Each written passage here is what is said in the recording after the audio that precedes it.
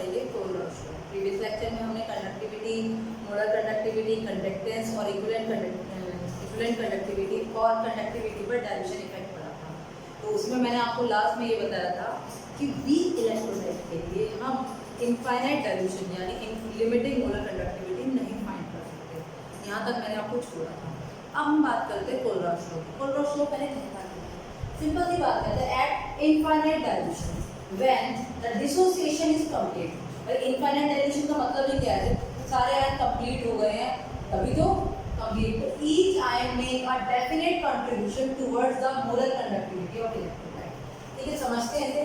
For example एक AB है, एक इलेक्ट्रोलाइट, ठीक, वीक इलेक्ट्रोलाइट है, एक A में फ्लोरीन होगा, B होगा। इसकी कंडक्टिविटी लिखने का तरीका है, इसको हम डेल्टा M इनफाइनाइट B लिख देंगे और ये किसके बराबर होगा? इसकी कंडक्टिविटी A आयन की conductivity plus molar conductivity of B ion, यानी इन दोनों आयन का पूर्ण कंप्लीटली कंट्रीब्यूशन होगा किसमें? Infinite dilution conductivity.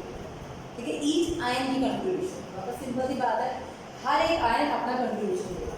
आप NaCl लेंगे, अगर मुझे NaCl की लिखनी है तो डेल्टा M स्ट्रॉन्ग है कोई बात नहीं, NaCl वीक में भी करता है, स्ट्रॉन्ग में भी करता है, दोनों में करता है। M Na आयन MCl, ठीक। और करना है आपको, मैं सेलेक्ट करती हूँ और लिखते हैं। डेफिनेशन है, डेफिनेशन आप लोगों को लाइन में बता सकते हो, कुछ भी कर सकते हो, सिंपल सी बात है, हर एक आयन अपनी मोलर कंडक्टिविटी में कंट्रीब्यूट करता है। That's it. अगर मैं यहाँ ले लूँ MgCl तो क्या आ जाएगा? डेल्टा M इनफाइनाइट डाइल्यूशन पे MgCl2 equal to lambda M Mg ion plus 2Cl, sorry 2 lambda MCl। बस 2 पे क्या होगी? जितने एक आयन दे रहा है वो 2 आयन मल्टीप्लाई, सिंपल सी बात है। AlCl3 ले लो तो क्या बन जाएगा उसके लिए? Delta M AlCl3 delta M क्या हो जाएगा यहाँ पर? Al triple positive plus 3 lambda naught MCl। Simple सी बात है। और ले लो Mg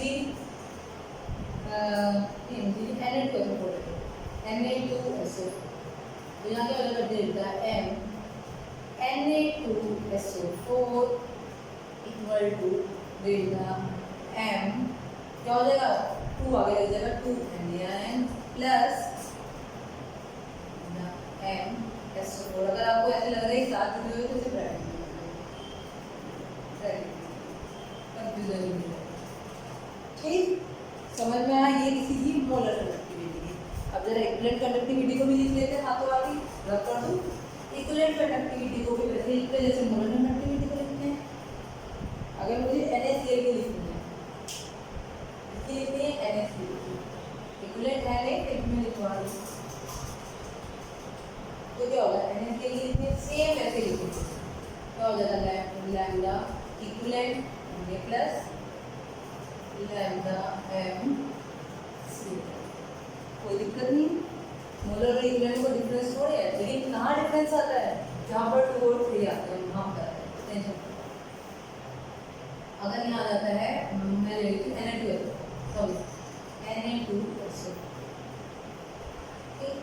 मोलर कंडक्टिविटी और इक्विवेलेंट कंडक्टिविटी में क्या होता है? अगर इससे डिवाइड करते हैं मोलर मास को, मैक्सिमम नंबर ऑफ कैटायन पढ़ा था आपने, इक्विवेलेंट वेट निकालना सिखाया था सॉल्यूशन के वीडियो नंबर 2 में है ये। ठीक, यहाँ पे क्या करेंगे? लैम्डा, अब देखो इस पर कितना चार्ज है? 1 चार्ज। इस पर कितना चार्ज है? 2 चार्ज। लेकिन इसके एक पर यानी 2, दोनों पर क्या आ रहा है? 2 चार्ज आ रहा है, तो दोनों पर 2 चार्ज आ रहा है, तो किससे डिवाइड करेंगे? 2 से डिवाइड करेंगे।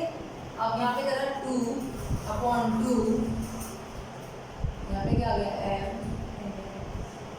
2 से 2 कैंसल, और यहाँ भी करा,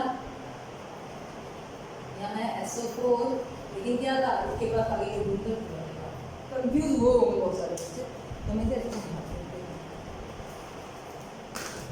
इधर देखो Na2SO4 पहले कर सकते हैं, ब्रेक हो जाएगा Na आयन में और SO4, कितने Na2 कितने इस पर कितना पॉजिटिव चार्ज है, 2 पॉजिटिव चार्ज आ रहा है, इस पर कितना आ रहा है, 2 नेगेटिव चार्ज बराबर है। और जब इक्विवेलेंट वेट निकालना होता तो किससे डिवाइड करते थे, 2 से डिवाइड करते थे, इसीलिए मैंने पूरे को 2 से डिवाइड कर दिया।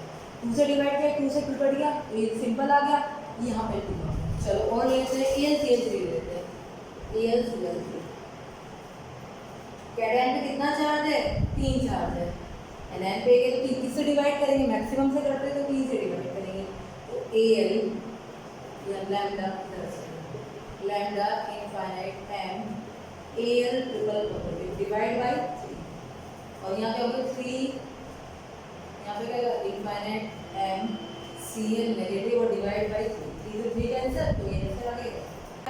एप्लीकेशन ऑफ कोलराउस लॉ, तो हम इसकी एप्लीकेशंस करेंगे।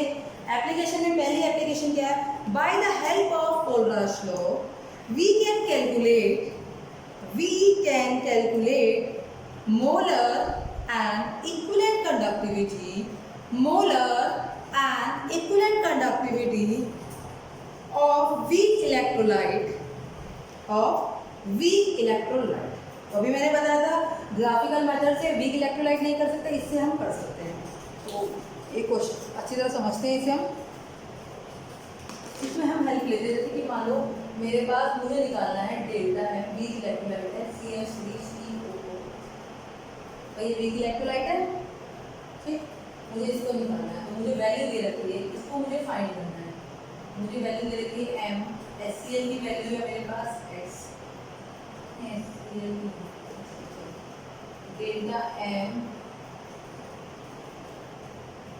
NaCl की वैल्यू है मेरे पास y और डेल्टा m CH3COONA की वैल्यू है मेरे पास है। ये 3 वैल्यू दे रखी है, इनकी हेल्प से मैं इसको निकालूंगा। कैसे करेंगे, जो पता है पहले उन्हें लिख देते हैं। भाई delta m HCl equal to क्या हो जाएगा, lambda m HIN plus lambda Cl, ठीक। इनकी वैल्यू कितनी दे रखी है, इसकी वैल्यू दे रखी है x, तो x इक्वल टू, अब मैंने m नहीं लिखा है, आप अंडरस्टूड में लिख लीजिए लैम्डा m Cl इक्वेशन 1। ऐसे हम डायरेक्ट करते हैं NaCl के लिए क्या होगा y, तो क्या होगा lambda m NaN plus lambda m Cl equation 2। तीसरी इक्वेशन क्या बनेगी, z इक्वल टू, ये z इक्वल टू क्या आ जाएगा, lambda m acetic plus lambda m, ठीक, बन गई हमारी इक्वेशन 3। इस अब हमारी फोर्थ क्या है, फोर्थ की वैल्यू हमें फाइंड करनी है, तो उसको ऐसे रख देते हैं, जो फाइंड करनी है तो इसकी वैल्यू हमें फाइंड करनी है। किसमें ब्रेक होगा, लैम्डा m एसिटिक एसिड में और लैम्डा m H, ये इक्वेशन बन गई 4। अब हमें क्या करना है, इक्वेशन 1 2 3 को ऐसे ऐड करना है कि हमारी इक्वेशन नंबर 4 आ जाए।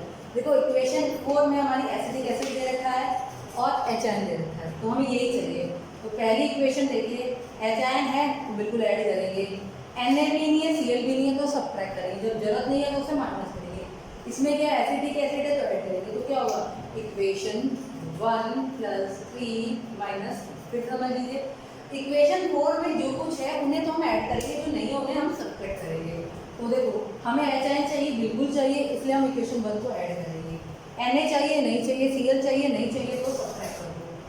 थर्ड वाली में देखो एसिटिक एसिड चाहिए, बिल्कुल चाहिए, इसलिए ऐड कर देंगे। तो जब हमने ऐड करा तो क्या हो जाएगा, x प्लस z माइनस, ठीक।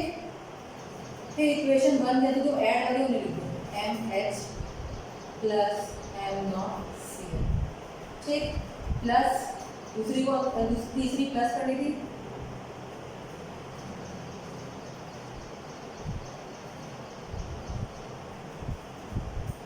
और ये क्या करनी है हमें, ये क्या करनी है हमें, सेकंड वाली क्या करनी है, माइनस करनी है। जब किसी इक्वेशन को अगर पूरी माइनस करेंगे पूरे के साइन चेंज हो जाते हैं।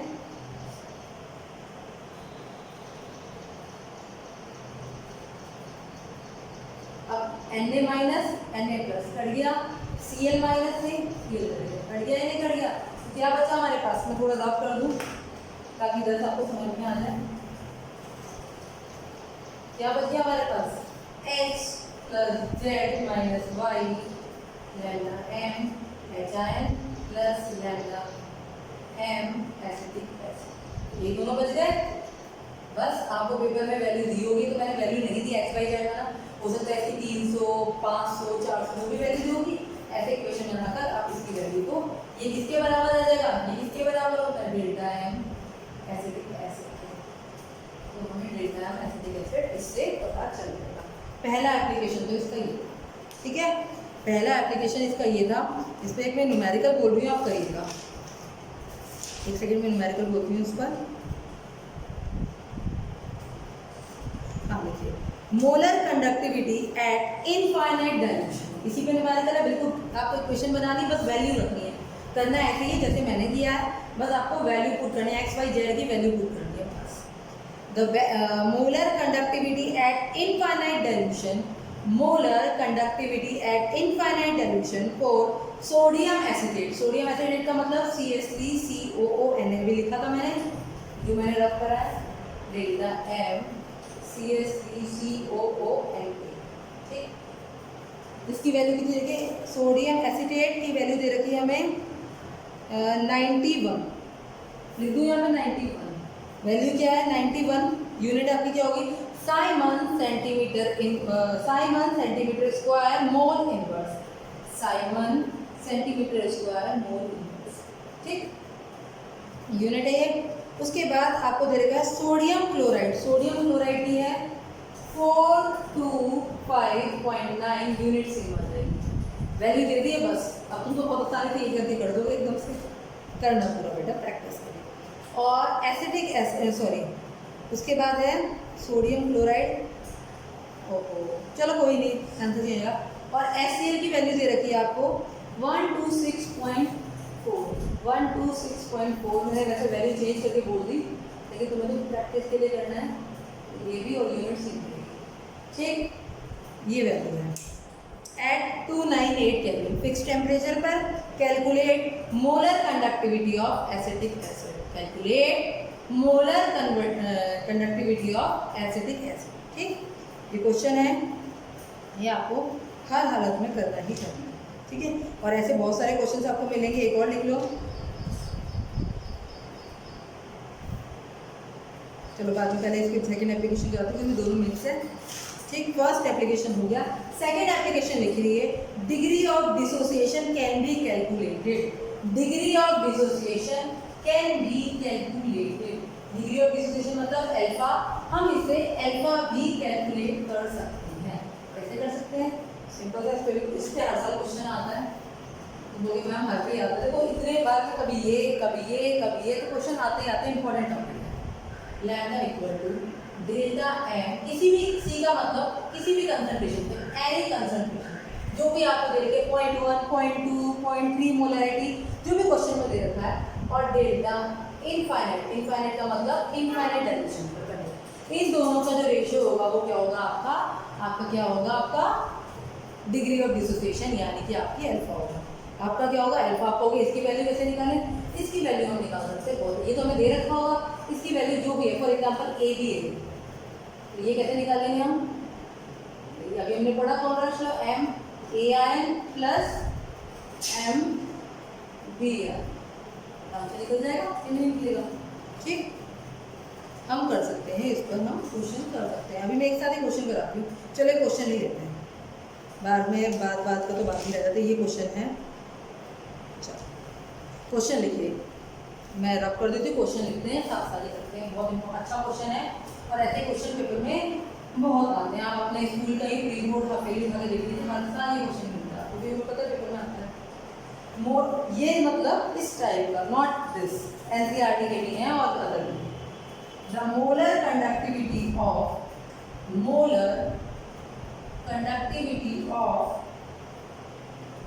0.025 मोल पर लीटर। एक तो हमारे आगे मतलब हमारे बच्चे इतने महान है, इसे समझ लेंगे डेल्टा एम है। क्या डेल्टा एम ये हो सकता है, मैंने उस दिन भी बताया था बेटा, गलती मत करना, डेल्टा एम है मोल पर लीटर। मोल पर लीटर क्या होती है, concentration, this is concentration, not delta M. तो लिखा है डेल्टा एम ऑफ 0.025 मोल पर लीटर मीथेनोइक एसिड का मतलब SCOOH, methanoic acid is 46.1 siemens centimetre square mole inverse. बस इतनी कृपा दृष्टि बनाए रखना अपनी कि ये आपकी क्या है कंसंट्रेशन है और ये आपकी क्या है डेल्टा एम है। क्वेश्चन जरूर पढ़ना, समझना, ठीक, क्वेश्चन जरूर पढ़ लेना। ये इस कंसंट्रेशन पे दे रखिए डेल्टा एम, जो मैंने ऊपर सी लिखा था, ये उसकी कंसंट्रेशन, ठीक, बहुत ध्यान से समझना है। कुछ मैं इसीलिए लिख रही हूँ मोल इनवर्स, कंडक्टिविटी की यूनिट देख के करना, ठीक। क्या आ गया यहाँ पे, कहाँ से लिखा था, calculate degree of dissociation alpha and number second में लिखा है, बहुत इजी दिया है, ये हो गया, ये हो गया, एंड कंडक्टिविटी। चलो मैं थोड़ा सा क्वेश्चन और बढ़ा ली, कंडक्टिविटी, और थर्ड नंबर पे निकालना है डिसोसिएशन कांस्टेंट। डिसोसिएशन कांस्टेंट का मतलब समझते हो, इस चैप्टर में पढ़ाता है, यानी कि अगर एसिड है तो A और अगर बेस है तो B, डिसोसिएशन कांस्टेंट। अब गिवन क्या क्या है, उसके अलावा गिवन है हमारे पास लैम्डा इनफाइनाइट h, हमारे को दे रखा है 349.65 Simon centimetre square mole inverse, और हमारा सेकंड दे रखा है लैम्डा इनफाइनाइट ओ होगा क्या है ओ नेगेटिव, ठीक। यहाँ पर अच्छा ये नेगेटिव कितना होगा 54.65 साइमन स्क्वायर मोल इनवर्स, ठीक।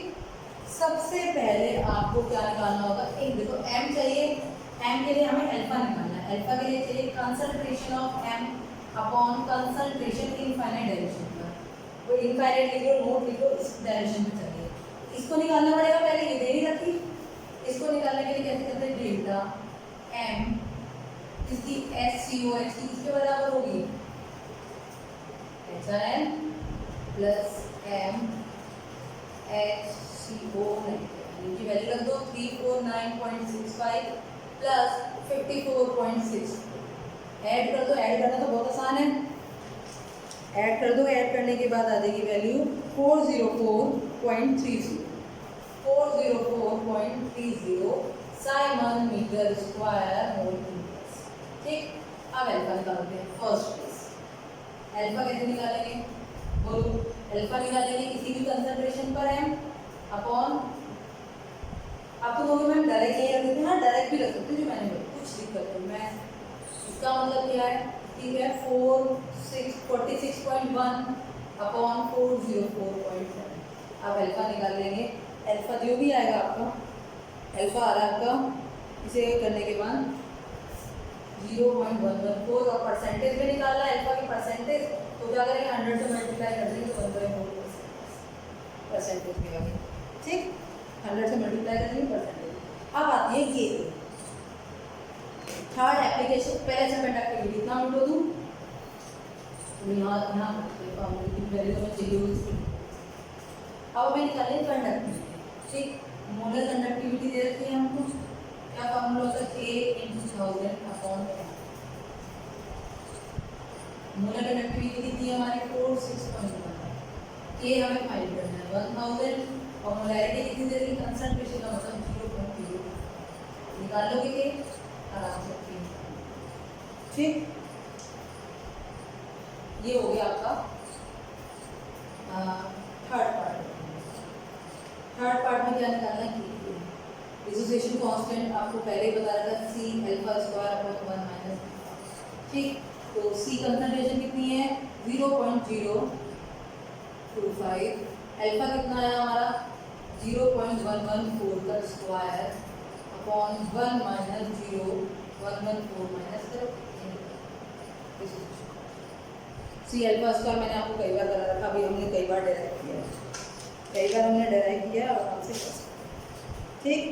क्वेश्चन हो गया ये, अब इसका फर्स्ट यूज हो गया, सेकंड यूज हो गया, थर्ड यूज क्या था, डिग्री ऑफ डिसोसिएशन निकालना, वो हमने बताई थी आपको, ठीक है, इसमें बता दिया।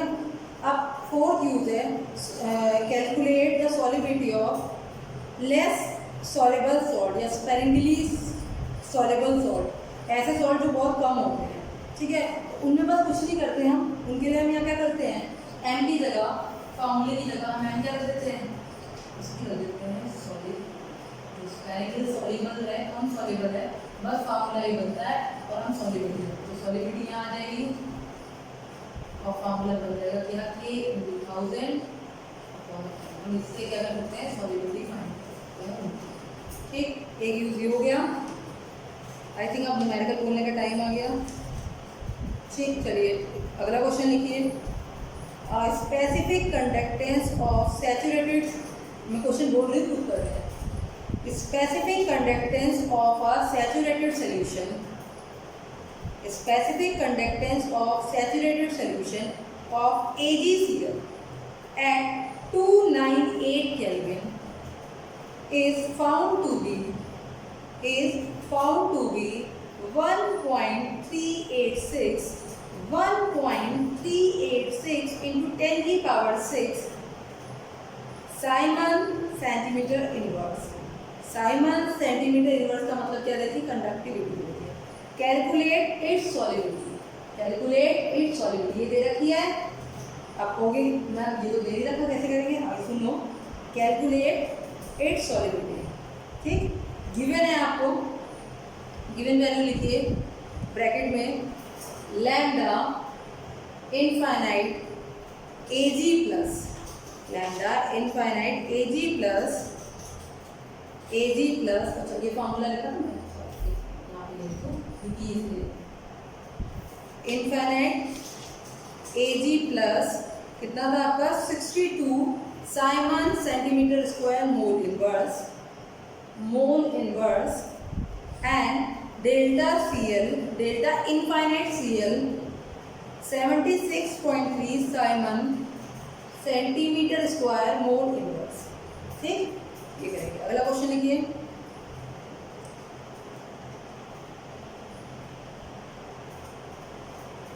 अगला क्वेश्चन लिखिए,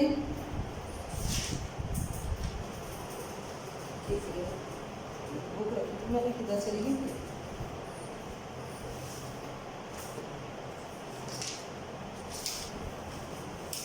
हाँ जी लिखिए, the value of delta M nought of Ar2SO4 का होल प्राइस, Ar2SO4 का whole price is 858 siemens centimetre square mole inverse, while lambda SO4 double negative is 160 centimeter Simon centimeter square mole inverse. Calculate limiting molar conductivity of Al triple positive. ठीक, question दे दिए, बाकी आप NCERT, अब आपको NCERT के सारे numerical question मैंने करा दिए। अब आपकी क्या बच रही है, सिर्फ आपकी बैटरीज बच रही है, फ्यूल सेल और करंट बच रही है।